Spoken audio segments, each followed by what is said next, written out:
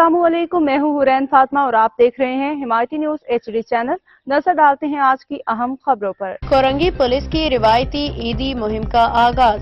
SHO अवामी कानूनी सत्तार मकसीद मुतहरक। कराची रोजनामा Himayati news international. Korangi police की रिवायती ईदी मुहिम का आगाज हो चुका है, जिसमें अवामी कानूनी के SHO सत्तार मकसी पेश हैं।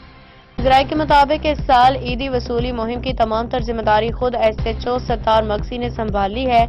पुलिस ज़राए का कहना है कि रोजाना SHO ऑफिस में गैर कानूनी सरगर्मियों में मुलव्वस अनासर की हाजिरी मामूल बन चुकी है। मावा फरोश, गैर कानूनी प्लॉटिंग और दीगर गैर कानूनी कारोबार करने वाले अफराद मुबैना तौर पे SHO से मामला तय करने के लिए उनके दफ्तर आते हैं।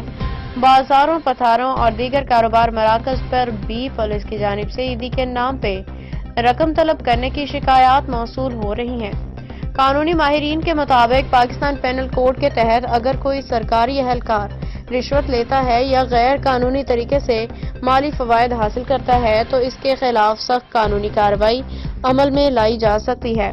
पाकिस्तान पेनल कोड की दफा 161 के तहत किसी भी सरकारी मुलाजिम के लिए रिश्वत लेना जुर्म है। इस जुर्म पे कैद और जुर्माना दोनों सजाएं दी जा सकती हैं। मजीद बरान नैब ऑर्डिनेंस 1999 के तहत करप्शन में मुलव्वस सरकारी एहलकारों को 10 साल तक कैद और जायदाद जब्ती की सजा हो सकती है।